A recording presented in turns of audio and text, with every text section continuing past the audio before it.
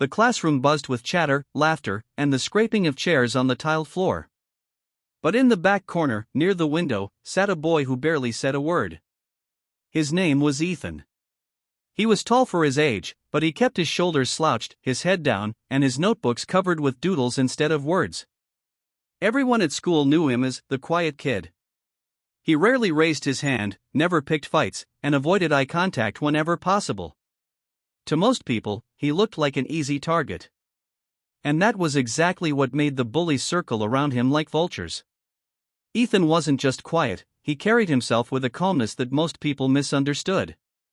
In the cruel world of high school, silence was often mistaken for weakness. And when bullies smell weakness, they pounce. But what nobody at school knew was that Ethan had a secret. A secret that would one day change everything. The bullying started small. A shove in the hallway. A cruel nickname whispered loudly enough for him to hear. A stolen pencil case. Ethan ignored it all. He had learned long ago that reacting gave bullies power. And so, he said nothing. He just walked away, day after day. But the bullies weren't satisfied. Ignoring them only fueled their cruelty. One morning, as Ethan walked through the school gates, 3 boys cornered him. Their leader, Jason, was a stocky kid with a smirk plastered on his face. He grabbed Ethan's backpack and dumped it onto the ground, scattering his books across the concrete. The other boys laughed as Jason kicked Ethan's math book into a puddle. "Pick it up, loser," Jason sneered. "Or do you need me to help you with that too?" Ethan looked at the mess, then back at Jason. His jaw tightened, but he said nothing. He crouched, picked up his books, and walked away. His silence only made the bullies bolder. At home, Ethan's mom noticed the change. He had always been a quiet kid, but lately he seemed heavier, as if the world pressed harder on his shoulders. One evening, while setting the table, she asked gently, "Ethan, is everything okay at school?" He hesitated. "It's fine," he muttered. But it wasn't fine. Every day, the bullies tested how far they could push him. And every day, Ethan swallowed his pride and endured it. What nobody knew, not his teachers, not his classmates, not even his mom, was that Ethan spent his evenings at a dimly lit gym on the other side of town. There, he wasn't the quiet kid in the corner. There, he was focused, determined, powerful. Ethan had been training in mixed martial arts since he was 10 years old. His father, before he passed away, had introduced him to the discipline of MMA. It wasn't just about fighting, it was about respect, self-control, and resilience. The cage, the mats, the gloves, that was Ethan's second home. In that world, he wasn't weak. He wasn't invisible. He was strong. But at school, he chose to remain silent. Because MMA had taught him something the bullies could never understand: true strength isn't about throwing punches at every insult. True strength is knowing when not to fight. Still, even the strongest patience has its limits. One afternoon, Jason and his gang decided to take things further. They cornered Ethan in the locker room after gym class. Jason shoved him against the lockers, his breath hot with arrogance. "You think you're better than us, huh? Just walking around like you're too good to even talk." Jason slammed his fist against the locker next to Ethan's head.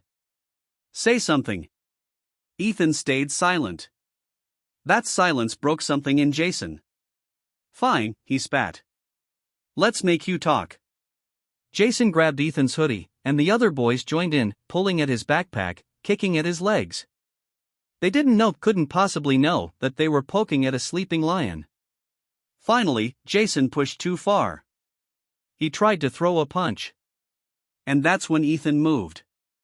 In a split second, Ethan blocked Jason's punch, twisted his arm, and gently, but firmly, brought him to his knees.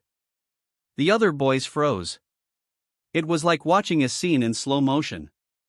The quiet kid they thought was helpless had transformed before their eyes. His movements were fast, precise, controlled. One boy tried to rush him, but Ethan sidestepped and used a simple takedown that sent the bully sprawling onto the mats. He wasn't wild. He wasn't angry. He was calm. Every move was measured, controlled. Within seconds, the bullies who once towered over Ethan were sitting on the ground, wide-eyed and humiliated. And Ethan? He simply picked up his backpack, slung it over his shoulder, and walked out. Not a word. News of what happened spread through the school like wildfire. The quiet kid knows MMA. Jason got flipped like a rag doll. Ethan's a fighter. For the first time, people looked at him differently. But Ethan didn't gloat. He didn't bask in the attention. He just kept being himself, calm, quiet, focused. The bullies, however, changed. Jason avoided him in the hallways. The whispers turned into silence whenever Ethan walked by. The very people who mocked him now respected him, some even feared him. But here's the thing, Ethan didn't want fear. He didn't want to be known as the kid who could take everyone down. What he wanted was peace. And slowly, his quiet strength began to inspire others. Kids who had once been bullied started sitting near him at lunch. They felt safe around him. He didn't have to say much, his presence was enough. Ethan faced challenges even after that day. Respect is hard to earn, and rumors sometimes twisted his story. Some kids thought he was violent. Others thought he was showing off. But Ethan stayed true to what his father had taught him: fight only when you have no other choice. When one younger student was bullied months later, Ethan stepped in, not with fists, but with words. You don't need to prove your strength by hurting someone weaker, he told the bully calmly. Real strength is control. And the bully, stunned, backed off. By the end of the school year, Ethan had gone from being the quiet kid to something far greater, a role model.